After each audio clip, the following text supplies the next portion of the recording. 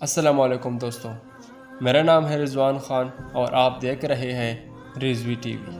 محترم ناظرین، ایک بادشاہ جس کی بہت بڑی سلطنت تھی، اس کی 7 بیٹیاں تھیں مگر بیٹا کوئی نہیں تھا۔ وہ جب خوش ہوتا تو ایک مجمع لگاتا اور لوگوں سے سوال کرتا اور جو اس کے سوال کا جواب دے دیتا اس کو اس کا من چاہا انعام ملتا۔ ایک دن بادشاہ بہت خوش ہوتا ہے اور اپنی 7 بیٹیوں کو بلا کر پوچھتا ہے کہ میں تم سے ایک سوال پوچھوں گا اور اگر جواب اچھا لگا تو تمہارا من چاہا انعام بھی دوں گا۔ سب ایک قطار میں کھڑی ہو جاؤ اور ایک ایک کر کے بتاؤ کہ تم کس کا دیا کھاتی ہو اور کس کا دیا پہنتی ہو۔ 7 میں سے 6 بیٹیوں نے کہا، ابا حضور آپ کا دیا کھاتے ہیں، آپ کا دیا پہنتے ہیں اور آپ ہی کی وجہ سے ہماری یہ شان و شوکت ہے۔ یہ سن کر بادشاہ بہت خوش ہوا اور سب کو ان کی من پسند چیز دے دی۔ جب سب سے چھوٹی بیٹی کی باری آئی تو اس نے کہا کہ میں اللہ کا دیا کھاتی ہوں اور اپنی قسمت کا پہنتی ہوں اور یہ میرا نصیب ہے۔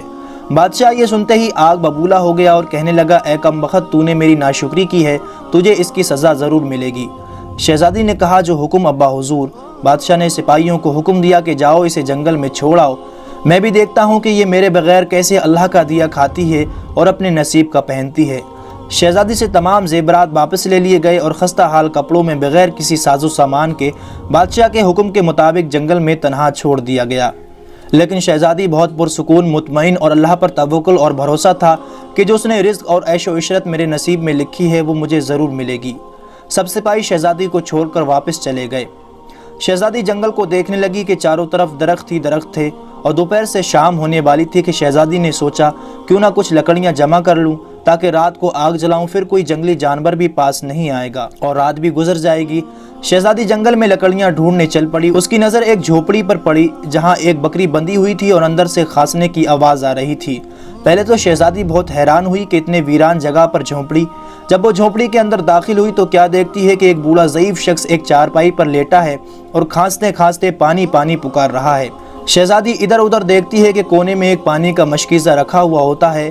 وہ گلاس میں پانی بھر کر بوڑھے ضعیف کو پلاتی ہے اور جھونپڑی کی صاف صفائی کرتی ہے۔ اتنے میں بوڑھا ضعیف شہزادی سے پوچھتا ہے کہ بیٹی تم کون ہو اور اتنے بڑے جنگل میں تم اکیلی کیا کر رہی ہو؟ تب شہزادی اسے بتاتی ہے کہ وہ یہاں کیسے پہنچی۔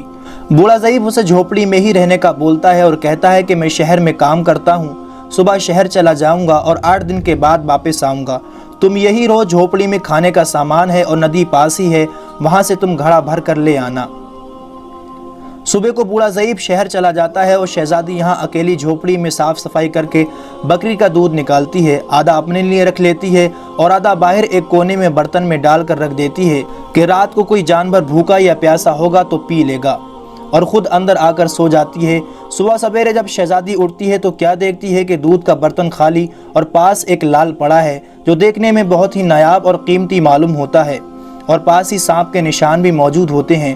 تب شہزادی کو یاد آتا ہے کہ بچپن میں اس نے سنا تھا کہ جب کوئی نایاب سانپ بہت خوش ہوتا ہے تو ایک ایسا لال اگلتا ہے کہ جس کی قیمت ہیرے جواہرات سے بھی بہت مہنگی ہوتی ہے۔ شہزادی بہت حیران ہوتی ہے اور دل میں سوچتی ہے کہ شاید سانپ بھوکا تھا، اس لیے وہ دودھ پی کر خوشی میں لال چھوڑ گیا۔ پھر وہ لال اٹھا کر اپنے پاس رکھ لیتی ہے اور پھر اگلی رات شہزادی برتن میں دودھ رکھ دیتی ہے اور اگلی صبح جب دیکھتی ہے تو پھر ایک لال پڑا ہوا ہوتا ہے۔ ایسے ہی کرتے کرتے 7 دن گزر جاتے ہیں اور شہزادی کے پاس 7 لال جمع ہو جاتے ہیں اور اس دن بوڑھا ضعیف بھی آ جاتا ہے۔ تب شہزادی اسے لال دکھاتی ہے اور سارا واقعہ بیان کرتی ہے اور بوڑھے ضعیف کو 3 لال دے دیتی ہے اور کہتی ہے کہ شہر جا کر یہ لال بیچ دو اور آتے وقت اپنے ساتھ محل بنانے والے مزدور کر لانا۔ باقی 4 لال شہزادی اپنے گلے میں مالا کے طور پر پہن لیتی ہے اور کچھ ہی مہینوں میں جنگل میں ایک عالی شان محل تیار ہو جاتا ہے جس میں بوڑھا ضعیف اور شہزادی رہنے لگتے ہیں۔ ایسا خوبصورت محل جس میں ہر آرائش، نوکر چاکر، دنیا کی تمام نعمتیں موجود ہوتی ہیں۔ شہزادی جنگل میں لکڑی کی ایک فیکٹری لگا دیتی ہے جس میں غریب کام کرتے ہیں، ان کی روٹی بھی چلتی رہتی ہے۔ دیکھتے ہی دیکھتے جنگل ایک شہر نما بن جاتا ہے اور دور دور تک دھوم مچ جاتی ہے کہ شہزادی بہت رحم دل ہے۔ یہ خبر ایسے ہی بادشاہ تک پہنچتی ہے تو بادشاہ کے دل میں اشتیاق چاہت ہوتی ہے کہ دیکھو تو صحیح کون سے ملک کی شہزادی ہے جس کی اتنی تعریفیں ہیں۔ بادشاہ سپاہیوں کے ہاتھ پیغام بھیجتا ہے شہزادی سے ملنے۔ یہاں شہزادی کے سپاہی جب شہزادی کو بتاتے ہیں تو شہزادی یہ حکم دیتی ہے کہ بادشاہ سلامت ایک ہی شرط پر ہم سے مل سکتے ہیں کہ وہ اپنی تمام بیٹیوں کو ساتھ لے کر آئیں۔ سپاہی جا کر بادشاہ کو یہ پیغام دے دیتے ہیں۔